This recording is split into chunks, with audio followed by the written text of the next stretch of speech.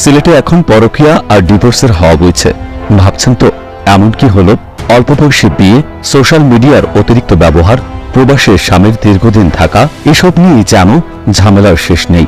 আর সবচেয়ে বড় সমস্যা পরকীয়া। বিশেষজ্ঞরা বলছেন বিচ্ছেদের পেছনে নারীরাই নাকি এগিয়ে। শতকরা 70% মেয়েরাই তালাক চাইছেন, আর ছেলেরা মাত্র 10%। বাকি যা আছে সবাই আপোষে মিটমাট। এই বছর সিলেট নগরীতে 253টিরও বেশি বিচ্ছেদের আবেদন পড়েছে, যার মধ্যে 139টি মেয়েদের পক্ষ থেকে। সারা সিলেট জেলায় গত 8 মাসে তালাক হয়েছে 2139টি। ভাবুন একবার, দিনে প্রায় 15টা বিবাহ বিচ্ছেদ, অর্থাৎ প্রতি 2 ঘন্টায় একটিরও বেশি। এত কিছু কেন হচ্ছে? সোশ্যাল মিডিয়ার কল্যাণে এখন সবাই সবার সঙ্গে যোগাযোগ করতে পারছেন খুব সহজে। তরুণ তরুণীরা নিজেদের সিদ্ধান্তে বিয়ে করছেন, কিন্তু পরিবারের সমর্থন ঠিকমতো পাচ্ছেন না। ফলে শুরুতেই কলহ।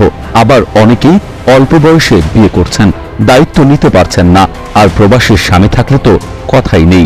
একাকিত্ব কাটাতে কেউ কেউ ভুল পথে পা বাড়াচ্ছেন। পরকীয়ার বিষয়টা এখানে বড় হয়ে দাঁড়িয়েছে।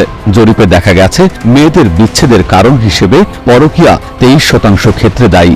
এরপর আছে দাম্পত্য জীবনের অক্ষমতা, ভরণ পোষণের ব্যয় বহনে অক্ষমতা, পারিবারিক চাপ, যৌতুকের জন্য নির্যাতন, মাদকাসক্তি ইত্যাদি। ছেলেদের ক্ষেত্রে দেখা গেছে সন্দেহ, সংসারের প্রতি উদাসীনতা, বদমেজাজ, সন্তান না হওয়া, এসব কারণে তারা বিচ্ছেদ চাইছেন। সমাজবিজ্ঞানীরা বলছেন আসলে বিয়ে বিচ্ছেদের হার আরো বেশি। অনেকেই পারিবারিক সালিশের মাধ্যমে বিচ্ছেদ করেন, যার কোনো হিসেব থাকে না। শাহজালাল বিজ্ঞান ও প্রযুক্তি বিশ্ববিদ্যালয়ের কাউন্সেলিং সাইকোলজিস্টরা বলছেন সিলেটে বিবাহ বিচ্ছেদের প্রথম কারণ পরকীয়া। এখনকার অনেক পুরুষ প্রবাসে থাকেন, ফলে দাম্পত্য জীবনে দূরত্ব তৈরি হয়। কিছু ক্ষেত্রে যৌথ পরিবারও সমস্যা সৃষ্টি করছে। শ্বশুর শাশুড়ি বা আত্মীয় স্বজনের হস্তক্ষেপে নবদম্পতির মধ্যে ঝামেলা বাড়ছে। আবার উচ্চশিক্ষিত সমাজ ক্যারিয়ার নিয়ে এতটাই ব্যস্ত যে পরিবারে সময় দিতে পারছে না। এসবের ফলে সম্পর্কের টানাপোড়েন বাড়ছে, যার শেষ পরিণতি বিচ্ছেদ। সিটি কর্পোরেশনের প্রধান স্বাস্থ্য কর্মকর্তা ডাক্তার মোহাম্মদ জাহিদুল ইসলাম বলেন, নারীরা এখন কর্মমুখী হচ্ছেন, তাদের সক্ষমতা বাড়ছে, কিন্তু অনেক ক্ষেত্রেই তাদের শ্রমের স্বীকৃতি পাচ্ছেন না। ফলে বিবাহ বিচ্ছেদ বাড়ছে। তিনি পরামর্শ দেন ফ্যামিলি কাউন্সেলিং এবং মানসিক ডাক্তারের সাহায্য নেওয়ার। সংশ্লিষ্টরা আরো বলছেন, ছেলেমেয়েরা একে অন্যের উপর ভরসা করতে পারছেন না। সবাই নিজের স্বাধীনতা চান। উচ্চবিত্তরা মনে করেন অর্থ আছে, সমস্যা নেই। নিম্নবিত্তদের মধ্যে প্রত্যাশা আর প্রাপ্তির ফারাক বেশি, ফলে ঝগড়া বিবাদ লেগেই থাকে।